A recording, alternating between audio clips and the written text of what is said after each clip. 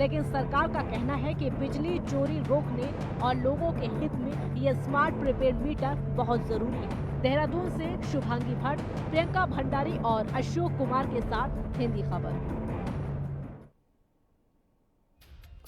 और चलिए बिना समय गवाए चर्चा की शुरुआत करेंगे, लेकिन कौन कौन खास मेहमान हमारे साथ मौजूद है सबसे पहले उनसे आपका हम परिचय कराते हैं। हमारे साथ बीजेपी के नेता सतवीर सिंह जी जुड़ गए हैं। सतवीर जी, बहुत स्वागत है आपका। इसके अलावा हमारे साथ कांग्रेस पार्टी की ओर से कांग्रेस के नेता अमरेंद्र बिष्ट जी हैं। अमरेंद्र जी, आपका भी स्वागत है। देवचंद उत्तराखंडी जो कि केंद्रीय महामंत्री हैं यूकेडी के, आपका भी स्वागत है सर। और वरिष्ठ पत्रकार नरेंद्र सेठी भी हमारे साथ जुड़ गए हैं। सर, आपका भी स्वागत है। लेकिन सबसे पहले मैं आपके पास आना चाहूंगा सतवीर जी। पहला सवाल तो मेरा आपसे यही है, मैं यही आपसे जानना चाहूंगा कि अगर सरकार का यह फैसला सही था तो फिर इसको अस्थायी रूप से सस्पेंड क्यों किया गया? पुरानी जो व्यवस्था है उसको लागू करने की बात क्यों की जा रही है, अगर ये वाकई में आपको लगता है कि अच्छा फैसला था? दूसरा, अब कहा जा रहा है कि भाई हम कमेटी बनाएंगे, कमेटी इस पूरे मामले की जांच करेगी, वो देखेगी किस तरीके से लोगों को जो असुविधाएं हो रही है वो असुविधा उनको ना हो। तो भाई कमेटी तो आप पहले भी बना सकते थे।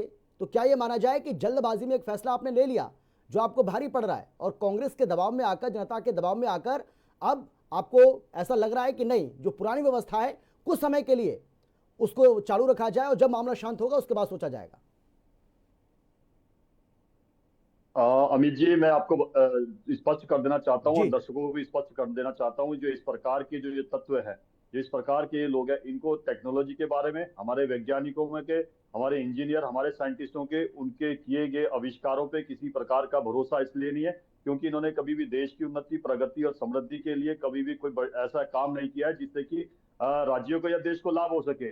मुझे पूरा विश्वास है जितनी भी टेक्नोलॉजी आज देश के अंदर आई है उसने बेहतर रूप से मानवीय जीवन को आगे बढ़ाया है। और मैं यही नहीं, आप आज अगर इसकी बात भी करते हैं जो प्रीपेड मीटर लाए हैं, आप देखिए कि ये कालखंड था जब केंद्र में कांग्रेस की सरकार थी कि यह रोज अखबारों की फ्रंटलाइन होती थी और चर्चा का विषय शाम को रोज 5 से 8 बजे तक होता था कि देश के अंदर कोयला खत्म होने वाला है और सब पूरा देश अंधेरे में जाने वाला है। आप देखिए कि पिछले 10 वर्षों से अब तो 11 वर्ष का समय आदरणीय प्रधानमंत्री मोदी सरकार को हो गया, 7 वर्ष का साथ उत्तराखंड में भारतीय जनता पार्टी को हो गया। आपको एक भी 5 बजे से लेकर 8 बजे के बीच में चर्चा का विषय नहीं बना, ना किसी भी अखबार की कटिंग पे आपको या फ्रंट पेज पे देखने को नहीं मिला कि भाई देश के अंदर अंधेरा छाने वाला है या कोयला खत्म होने वाला है या बिजली खत्म होने वाली है। आप देखिए कि उसके बाद एशिया का सबसे बड़ा और दुनिया का भी सबसे बड़ा सोलर प्लांट हमने इस देश के अंदर बनाने का काम किया। उत्तराखंड के अंदर भी बहुत ज्यादा हमने सोलर प्लांट लगाने का काम किया।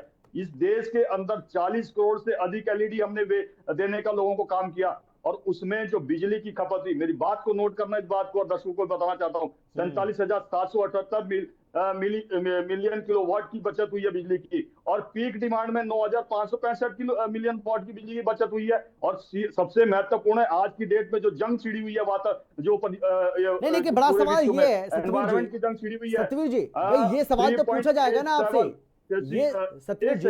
हाँ, नहीं आप बोलिएगा सर। एक सेकंड मैं ये कह रहा हूँ सर, मैं उसी पे आ रहा हूँ। हाँ, मैं ये कह रहा हूँ कि ये सवाल तो आपसे पूछा जाएगा ना कि भाई आप जनता को समझाने में नाकाम कैसे साबित हुए? कांग्रेस पार्टी जो है वो अपने मंसूबे में कैसे कामयाब हो गई? अमित जी, मेरी आवाज आप तक आ रही हो तो मैं बताना चाहता हूँ, हम कहीं भी जनता को बताने में असफल नहीं हुए। आप ताजा ये इलेक्शन के परिणाम देख लीजिए।